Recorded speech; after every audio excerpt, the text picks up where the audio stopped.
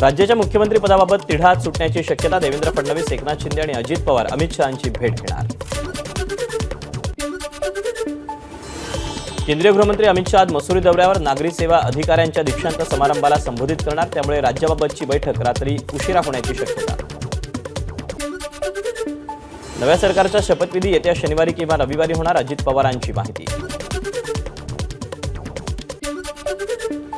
दिल्लीत अमित शहांसोबतच्या बैठकीत एक मुख्यमंत्री आणि 2 उपमुख्यमंत्री ठरणार. अजितदादांची माहिती. या बैठकीत मंत्रिमंडळाचा फॉर्म्युला ठरणार का, पाहणं महत्त्वाचं. मुख्यमंत्री पदाबाबत मोदी शहा जो निर्णय घेतील तो मान्य असेल, एकनाथ शिंदेंनी केलं स्पष्ट. कोणतीही नाराजी नाही. एकनाथ शिंदेंची पत्रकार परिषद घेऊन स्पष्टोक्ती. आम्ही नाराज होऊन रडणारे नाही तर लढणारे नेते. नाराजीवर एकनाथ शिंदेंची माध्यमांना प्रतिक्रिया. शिंदेंनी पत्रकार परिषद घेतल्यानं अनेकांचे संभ्रम दूर झाले. देवेंद्र फडणवीसांची प्रतिक्रिया.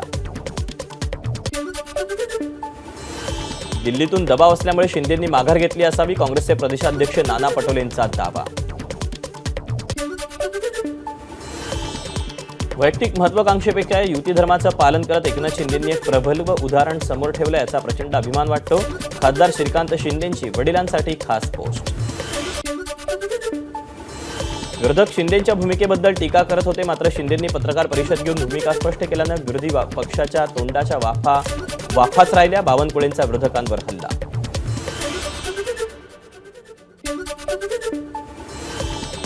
विरोधकांकडून वारंवार वेगवेगळ्या वावड्या उठवल्या जात होत्या. त्या सगळ्या चर्चांना पूर्णविराम मिळावा म्हणून शिंदेंची पत्रकार परिषद झाली. सुधीर मुनगंटीवार यांची प्रतिक्रिया. शांतीत क्रांती करणं ही एकनाथ शिंदेंची खासियत. एकनाथ शिंदे नाराज नाहीत. संजय शिरसाट यांची प्रतिक्रिया. एकनाथ शिंदेंनी बंडखोरी केली नसती तर भाजप सत्तेत आली नसती. त्यामुळे एकनाथ शिंदेंची दावेदारी बरोबर. बच्चू कडूंची प्रतिक्रिया.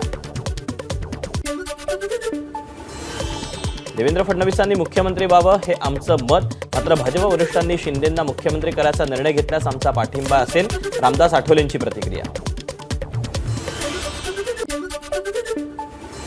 महायुतीत राष्ट्रवादीकडून 9 कॅबिनेट 3 राज्यमंत्री पदाची मागणी. सूत्रांची माहिती. सध्या असलेल्या मंत्र्यांपैकी 7 जणांना पुन्हा संधी, तर यंदा काही नव्या चेहऱ्यांना संधी दिली जाण्याची शक्यता. शिवसेना खासदारांची दिल्लीत केंद्रीय गृहमंत्री अमित शहांसोबत भेट. राज्यातील सत्ता स्थापनेच्या पार्श्वभूमीवर बैठकीला महत्त्व. अमित शहा आणि पंतप्रधान नरेंद्र मोदी यांनी कष्ट घेतल्यानं निवडणुकीत विजय मिळाला. त्यांचे आभार मानण्यासाठी भेट घेतल्याची शिवसेना खासदार नरेश म्हस्केंची माहिती.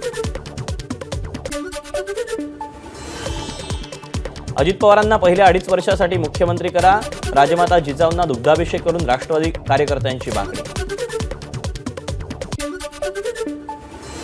फडणवीसांचा मुख्यमंत्री होण्याचा मार्ग मोकळा. त्यांच्या निवासस्थानी गर्दी. नागपुरात कार्यकर्ते फूल आणि बुके घेऊन फडणवीसांना शुभेच्छा देण्यासाठी गर्दी करतात.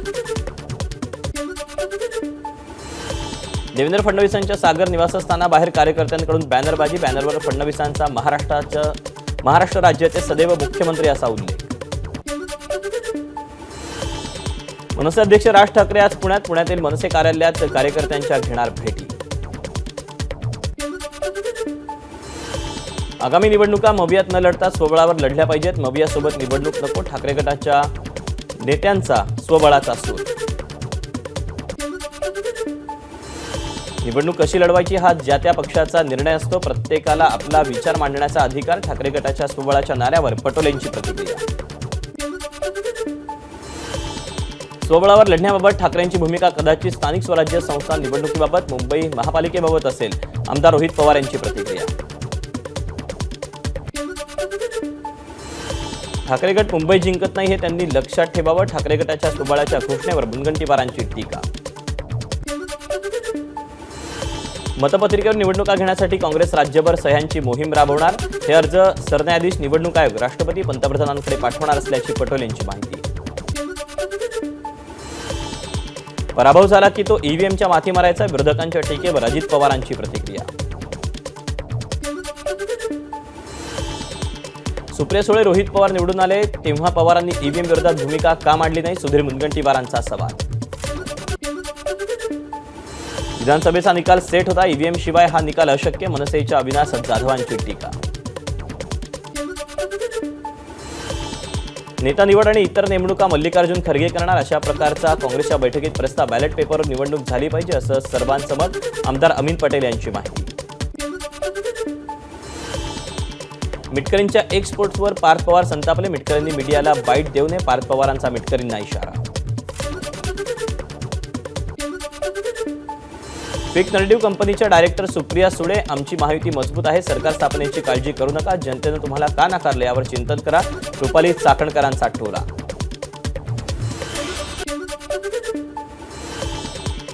आदिती तटकरे यांच्या वडिलांनी केलेल्या पापामुळे माझं मताधिक्य घटलं. आमदार महेंद्र थोरवेंची सुनील तटकरेंवर सडकून टीका. पंतप्रधान नरेंद्र मोदींच्या नेतृत्वात मंत्रिमंडळानं 3 महत्त्वाच्या रेल्वे प्रकल्पांना मंजुरी दिली. महाराष्ट्र, मध्य प्रदेश आणि उत्तर प्रदेशात सुमारे 7,927 कोटींचे हे प्रकल्प असल्याचं देवेंद्र फडणवीसांचं ट्विट. केंद्र सरकारनं मंजूर केलेल्या रेल्वे प्रकल्पामध्ये जळगाव मनमाड आणि भुसावळ खांडवा या प्रकल्पांचा समावेश. वसई रोड रेल्वे टर्मिनसची मागणी केंद्र सरकारकडून मान्य. रेल्वे मंत्री अश्विनी वैष्णव यांची घोषणा.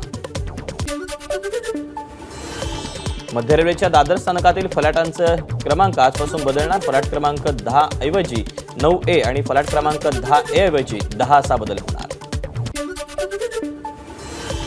फेब्रुवारीपासून संपूर्ण कोस्टल रोड वाहतुकीसाठी खुला होणार. 60 मीटर लांब आणि 560 टनाचा गर्डर जोडण्याचं काम पूर्ण. मुंबईमध्ये बांधकामाच्या धुळीमुळे होणारं प्रदूषण रोखण्यासाठी पालिकेची 5,000हून अधिक बांधकामांना नोटीस. मुख्य जलवाहिनीच्या दुरुस्तीमुळे आज आणि उद्या लोअर परळ आणि दादर प्रभादेवीत पाणी पुरवठा बंद. कळवा, मुंब्रा आणि दिवा परिसरात उद्या पाणी पुरवठा बंद. जलवाहिनीच्या देखभाल दुरुस्तीच्या कामामुळे पाणी पुरवठा बंद राहणार असल्याची माहिती. नवी मुंबईच्या एपीएमसी मार्केटमध्ये भाजीपाला आवक घटल्यानं भाजीपाल्याच्या किमती वाढल्या. घाऊक बाजारात भाज्याचे दर 80 ते 100 रुपये किलोंवर. नाशिकच्या राष्ट्रवादी काँग्रेसच्या माजी नगरसेविका योगिता आहेर यांच्यासह कुटुंबावर हल्ला. गाडी हळू चालवायला सांगितल्यामुळे राग आल्यानं हल्ला केल्याची माहिती.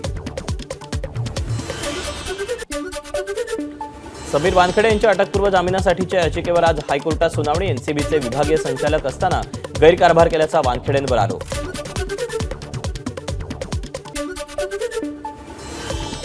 डॉक्टर नरेंद्र दाभोलकर हत्या प्रकरणातील आरोपींच्या जामिनासाठीच्या याचिकेवर आज हायकोर्टात सुनावणी. एबीपी माझा, उघडा डोळे बघा नीट.